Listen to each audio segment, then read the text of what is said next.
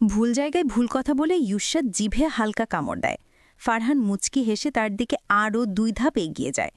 ইউসাদ হালকা তোতলে বলে, স্বাদ ফারহান বাধা দিয়ে বলে, শশ, কথা বলো না, কেমিস্ট্রি করতে কথা বলা যায় না। ভাই, আমি কোনো কেমিস্ট্রি করব না, আমার কোনো ইচ্ছে নেই। ফারহান খুব অসন্তুষ্ট হওয়ার মতো করে বলে, কিন্তু আমার খুব শখ তোমাকে কেমিস্ট্রি শেখাবো। জারণ বিজারণ শিখতে হবে তো, নাকি? ইউসাদ মাথা নেড়ে না বোঝায়। ফারহান বাঁকা হেসে বলে, কিন্তু তা তো হবে না, শিখানো দরকার। না হয় বিক্রিয়া কিভাবে হবে? ইউসাদ এক পা করে পেছাচ্ছে। ফারহান তার দিকে এক পা করে আগাচ্ছে। ভাইয়া, তুমি এদিকে আগাচ্ছ কেন? ফারহান সহজ করে বলে, তুমি পেছাচ্ছ কেন? তুমি আগাচ্ছ তাই আমাকে পিছাতে হচ্ছে। তুমি পেছাচ্ছ তাই আমাকেও আগাতে হচ্ছে। না হয় ভালো করে পাঠ দিতে সমস্যা হবে। ভাই, আমরা কোনো অণুপরমাণু না যে জারণ বিজারণ ঘটাবো, তুমি কষ্ট করতে হবে না। কিন্তু পদার্থবিজ্ঞানের মতে মানুষের ভিতর অণুপরমাণু আছে, সেই হিসেবে বিক্রিয়া হওয়া তো সম্ভব, নাকি? চল, তোকে না হয় পদার্থবিজ্ঞানের ভাষায় মহাকর্ষ শেখাই। ফারহান বাঁকা হাসছে।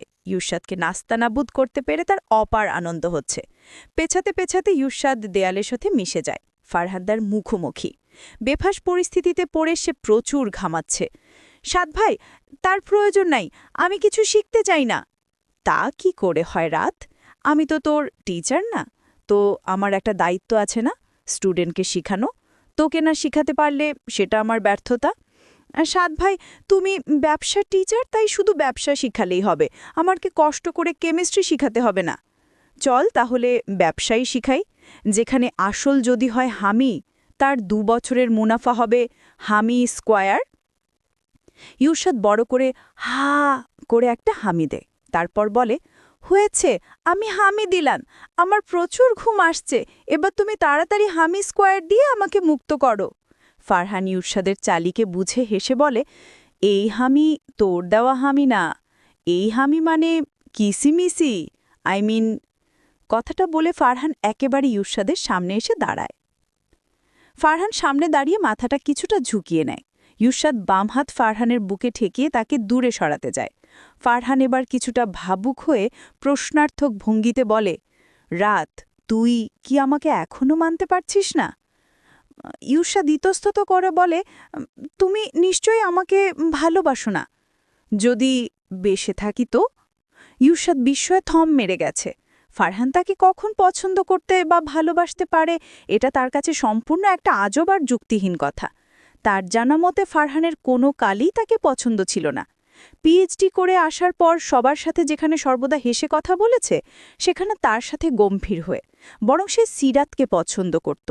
অন্তত ইউসাদ তো তাই ভেবে এসেছে, এবং সে চেয়েছে তাদের মিল হোক। মাঝখানে সিরাত অন্য কাউকে ভালোবাসে, ইউসাদ মাথা নেড়ে বলে, মিথ্যে বলছো, তুমি আমাকে ভালোবাসতে পারো না। এখন যখন মনে হলো আমাকে জেদের বশে বিয়ে করা উচিত হয়নি, তখন নিজেকে সান্ত্বনা দিতে এসব বলছো। ফারহান তার ছটফটে ভাব দেখে মুখ ঘুরিয়ে নেয়, তার প্রচণ্ড বেগে আসা হাসিটা কন্ট্রোল করে নেয়।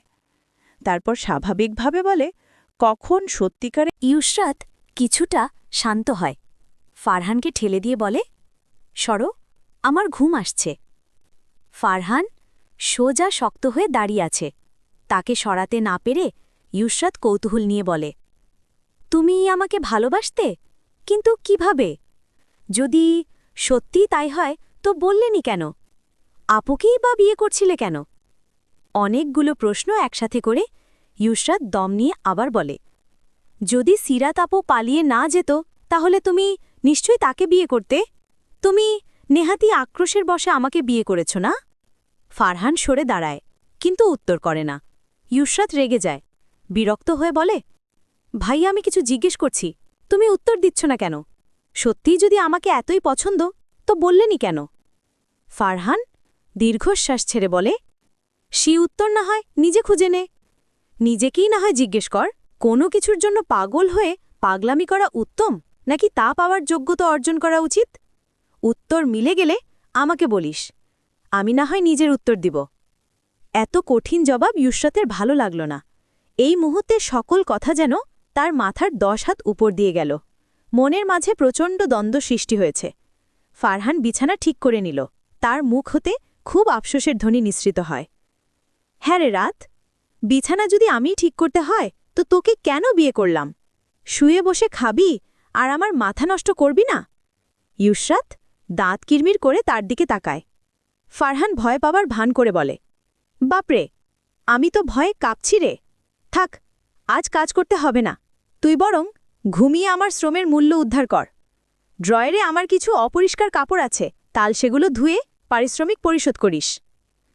নিজ বক্তব্য শেষ করে ফারহান ইউসরাতের জন্য অপেক্ষা না করে বাতি অফ করে রুমকে অন্ধকারাচ্ছন্ন করে ফেলে। সে গিয়ে নিজের জায়গায় শুয়ে পড়ে।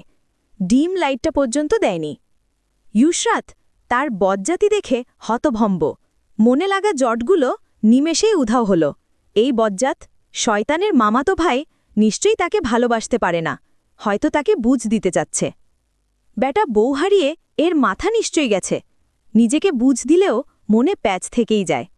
সে অন্ধকারে হাতড়ে হাতড়ে গিয়ে বিছানায় নিজের পাশে শুয়ে পড়ে। ফারহানের উপর জেদ দেখিয়ে নিজেও ডিম লাইট দেয়নি। দিলি তো হাত ভর্তা করে। ফারহান ইউসরাতের পিঠের নিচ থেকে হাত বের করে। তুমি নিজে আমার জায়গায় হাত রেখেছ কেন? হাতির মতো বিশাল দেহ হলে এমনই হবে। ফারহান রেগে বলে, পুরো বিছানা আমার, তাই আমার ইচ্ছে হলে পুরোটা জুড়ে শুভ, তোর কি? তোর বিছানায় শুয়েছি? ইউসরাত প্রতিবাদ করে বলে, বললেই হলো নাকি? এটা আমার ফুপির বাসা, তাই আমার সমান অধিকার আছে। ফারহান তাচ্ছিল্য করে বলে, ফুপির হলে সমান অধিকার পাওয়া যায়? জানা ছিল না তো, এটা কোথায় পেলি বলতো? ইউসরাত মুখ ফাঁসকে বলে, ফুপির না হলেও আমার বরের, তাই আমার অবশ্যই অধিকার আছে। কথাটা বলে আচানক টনক নড়তেই সে পুরো চুপ হয়ে যায়। অন্ধকারে দম আটকে চোখ খিচে বন্ধ করে ফেলে। ফারহানের অধরকোণে এক উজ্জ্বল হাসি ছড়িয়ে পড়ে। মুচকি হেসে সে বালিশান মুখ গুজে নেয়। তার সে ভুবন ভোলান হাসি অন্ধকারে মিশে যায়। বিপরীত মানবীর কাছে